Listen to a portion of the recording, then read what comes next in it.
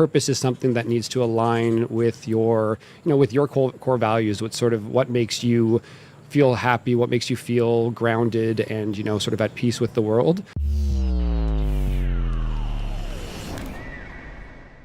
Hi, and welcome to another episode of Freedom Culture Mastermind Podcast. I'm here right now with Brett Rosenberg.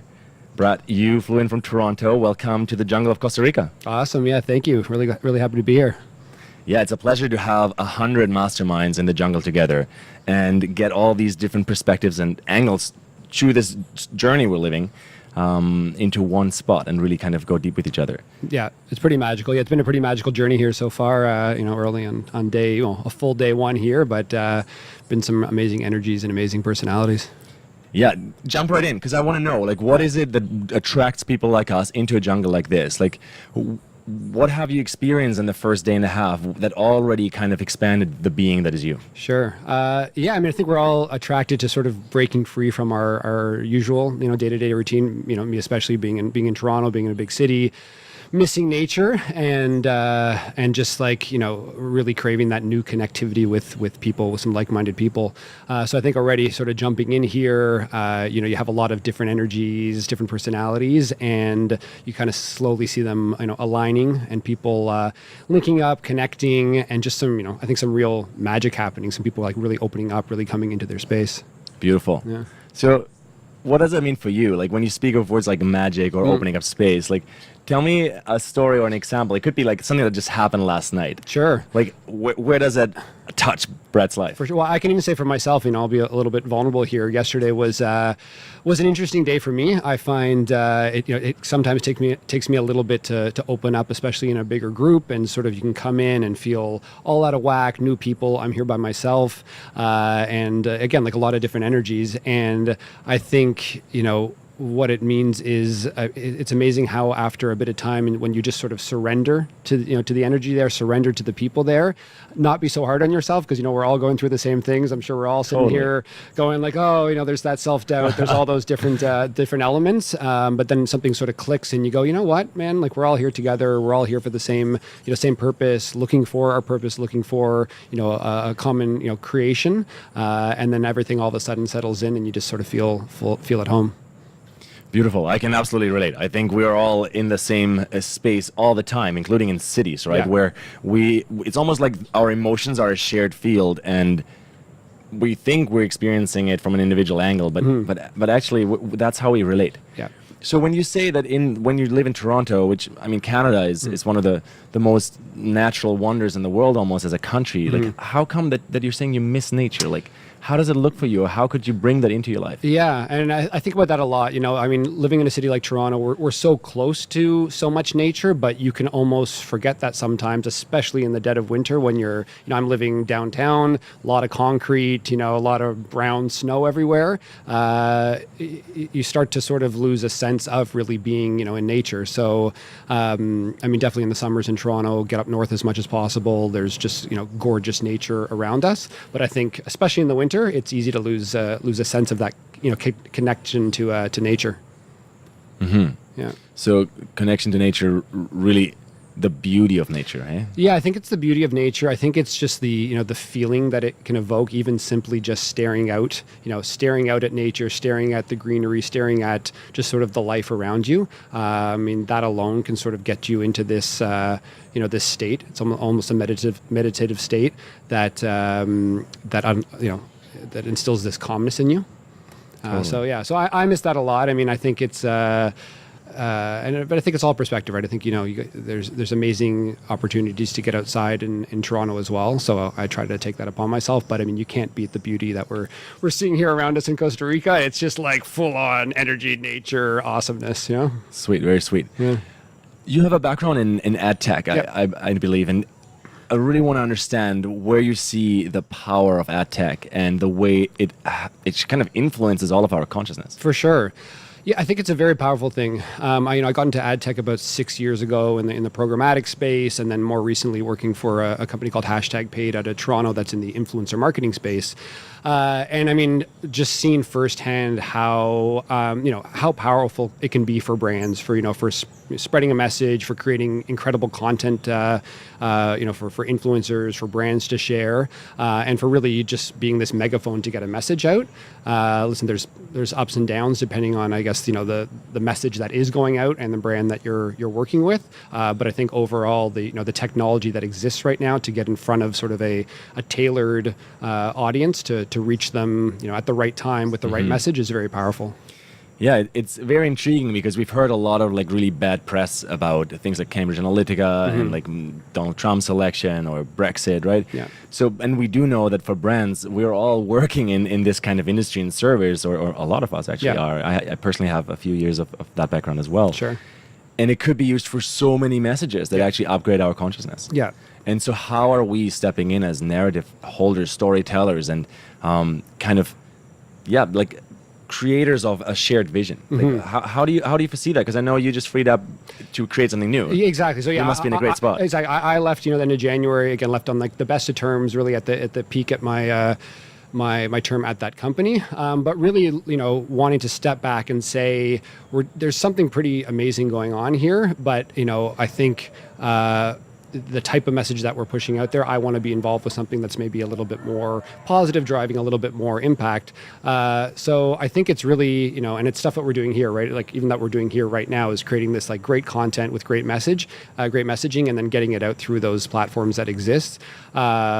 Obviously we're sort of at the mercy of the algorithms and the platforms that we're pushing the message out on. But there's always creative ways that it's always a little bit of a battle. But there's creative ways that we can sort of work with them, stay ahead of them sometimes, and use those tools to really, I think, benefit society as a whole.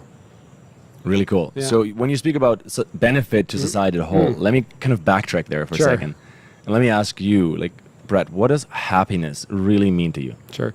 Happiness, I think, means to me, it's something that I've been thinking about lately. And I think, what is the most fulfilling and rewarding to me is when I'm helping and I'm in service to others. And I think just sort of, spreading even my knowledge and my experiences from the past and sort of seeing how that has a positive impact on a person, a group of people, whether it's sharing even knowledge about meditation or stories about Burning Man and seeing people sort of get excited about it. I think that's infectious, right? And sort of that's a great way to start, spreading that message and sort of creating that positive vibe and hopefully bringing some happiness to people's lives. Beautiful. What about the word purpose? Like, what comes up when you think of purpose, especially like towards your own quest of unfolding purpose into life? So that's something I'm trying to figure out right now. I think, and I think a lot of us are here. So you're on the quest. I'm on the quest. Yeah, I'm on the quest right now, looking for my purpose. I know I have a lot of great gifts to share with people, and experiences that I've honed over the years. But I think purpose is something that needs to align with your core values, with sort of what makes you feel happy, what makes you feel grounded, and sort of at peace with the world. And finding a way to integrate that in your day-to-day life. Now, it's very difficult sometimes, and I think that's what a lot of us are looking for. How do I align my finances with my purpose and my core value? But that's the quest I'm on. I don't have all the answers just yet. But none of us really has, right? I think this is part of being in a community or tribe, is to understand we're really literally going through all this together as a human society of 8 billion, but also as a micro tribe of 100. And when for me, like when I lean into the vulnerability of sharing how nervous I can get, or like how there's a fear of not being able to perform or say the right words right before hitting the record button or going on stage. Sure. The moment I share that with others, I realize the same fear exists in everyone. Absolutely. There is this fear of like fucking up or saying the wrong thing. And I guess we all crave and desire like breaking those layers free. Absolutely, right? and we're so hard on ourselves, and that's something I was just talking about this earlier in a light leadership session, but how hearing people share, we all shared our stories in about 15 minutes, or what we wanted to share from our lives, and you start to realize commonalities and how we're all going through the same shit, and we all have the same fears. And I think hearing it from other people and seeing that you're not alone is a huge part of it. And I think that's why these events are so great, because you start realizing you're like, man, why am I so hard on myself. Everybody's hard on themselves. Everybody's going through the same thing, but we can support each other and just be a little bit vulnerable and help, break free from humans supporting each other in order to Yes, break free. Exactly. Isn't it like the most plain and simple narrative actually is when we help each other, we achieve greatness? Absolutely. I know it seems so simple. Yeah. A lot of it seems simple, but it's it's the stories we tell ourselves, right? It's the story, and it's sort of breaking free from those habits and those stories that we've been telling ourselves for years, and realizing we can change the narrative. Beauty. Let me switch it up for a second here. Sure. I want to ask a few rapid fire questions, Sure. just to kind of change up the energy here. Yeah. So if just give me a yes or no, or either or nor or neither, whatever comes up for you. So what do you prefer, ocean or lake? Lake. Alcohol or cannabis? Cannabis. Jungle or desert? Jungle. Water or kombucha? Water. Nice. What is it like when you think of the word tribe and freedom culture? What comes up for you? For me, what comes up is oneness, is love, is a group effort, is I think a common vision, and and support. I think especially with the tribe. Beautiful support. Mm-hmm. How do you feel like? I mean, we're two brothers, right? Sure, like yeah. being Just met each other, men, and we're we just brothers. met each other, Yeah, but we're brothers. absolutely. Like being men in this world Yeah. is like it's in a fucked up stage in 2019. I have to actually admit, like, Yeah. and I feel like for me, literally the word support, when you share that, I'm like, yeah, this is literally how I want to feel. Yeah. When I don't know what to do, and I'm able to surrender my desire to control. And maybe I fuck up. Yeah, maybe something goes wrong. Sure. All I want is for someone to be like, "Hey, I got you for this time. Yeah. No worries. Be here with me." Yeah, I mean, I think, and especially you're asking like amongst men, especially. Yeah, I think, that's a big thing. I think, as men, we're taught to sort of suppress our depression and our fears a little bit, and be a man, right? But I think it's really nice as you start to build sort of a network of like-minded men that you can sort of be vulnerable with. Like, why is it bad to be vulnerable with another man, right? Like, it's really, really nice, and it's really, and it's great to be able to support people in that, right? Yeah. It like allows for a space of openness and intimacy that then forms trust and support. Totally. And boom, we're better co-creators. Yeah, yeah, absolutely. How does it look in your private life? Like, I want to know more about Brett. So, are there certain practices or routines that you're kind of initiated in, and they're part of your daily life, or? Yeah, I've, a friend actually who's, sort of part of my sport group. His name's Rob Bent in Toronto. He actually introduced a book called The Mind Illuminated last year, which it's all about meditation practice, and it sort of mixes neuroscience with like Buddhist philosophy, and really brings a modern edge to learning a meditation practice. So I started that in October and have barely missed a day of meditation since then. And I'm sort of starting my days off now, sort of get up, I do my bulletproof coffee routine, do some journaling, and then I do a 45-minute meditation, or as close to that as I can do every day, based on this sort of Mind Illuminated book. Head to the gym, and I find like that sort of routine in the morning has become my bedrock for a really successful day ahead. Beautiful. Yeah. So what does success mean then in those days? I think success means, staying in a positive, good headspace throughout the day. I think it means being mindful in situations. I think a good way of reviewing that, actually, it's again from this book, it's called The Mindfulness Review. At the end of the day, you sort of look back and you pick a moment where you're like, well, could I have been, how could I have been more mindful of that? How could the outcome have been better had I been more mindful? So I think I think mindfulness as a whole is really big on determining at least, your own personal success throughout the day. It doesn't have to relate to, a job or it could be an interaction, right? Sure, I mean, success could be us having a time that we actually get to know each other more. So for sure, so it makes you feel good, a positive moment, a positive interaction, a new relationship. I mean, I think there's many ways that we can define success, and I think it's up to us, right? It's like, what makes you feel good? Really cool. I have another question for you, kind of out of the blue. I didn't tell you before I'm going to ask this. Okay. This is something I love to ask on my show, Green Planet, Blue Planet, and it's about Earth vision. Okay. And I'd love to hear from you, if you were to imagine a vision for Earth, for our planet, for our species, for the flora and fauna on this planet, for the next 200 years, like, what do you see could be planet Earth in the year 2219? Okay. It's a big question. Listen, Or what do you hope for? What do I hope? I mean, what do I hope for? I hope, it's great to see more and more people waking up now. I mean, there's definitely, a movement happening. It's definitely spreading. I see a lot even in Toronto with friends who were, very sort of Bay Street, Wall Street, types of people that are now starting to wake up and meditate and sort of tune in.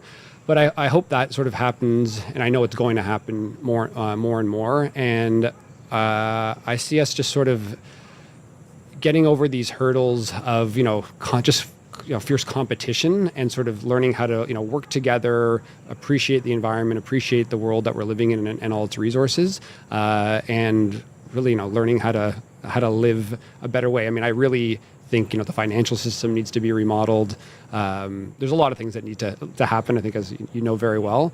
But I'm hoping over the next, if it's 200 years, it's a good amount of time. It's a big zoom out, right? It's a few generations, and I do think it's going to take a few generations for something that extreme to happen. But I have to believe that it's going to happen. That we're going to learn how to be grateful for sort of what we have, and just sort of build a world tribe. Because the tools will be a world tribe. The technology will be there. To an idiot question, the world tribe. The world tribe. Wow. Yeah. Beautiful. Yeah. So that's like global citizenship. Yeah. There's like no boundaries for people to travel and to be and to express and to give back to community wherever they are. For sure. And listen, it sounds simple. Obviously, like culture is an amazing thing. Like I love to travel and I love all the cultures. Like I love Canadians. For sure. Exactly. I love being a Canadian, actually. And by no means do we want to get rid of that and just create this one, but I think united on a more, world front where, there's often no reason why we're not, collaborating and working together between, different countries and cultures of the world. Beautiful. Yeah. Well, Brett, is there anything else you'd love to share with people who are watching this right now?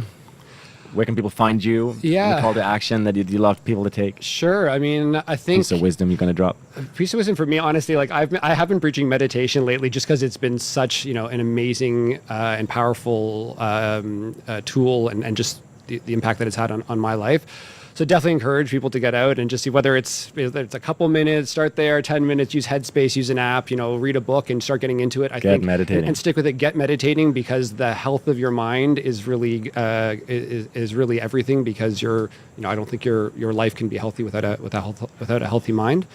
So that would be my my word of advice. Thank you. Yeah. I'm going to take it personally. Okay. I love my meditation practice, and every day I'm not in it is not as good as the other days when I'm. Right? Yeah. Yeah. Brett, thanks for being here. Yeah. I can't wait to connect deeper. Yeah, awesome. so beautiful. Thank you. Thank you very much.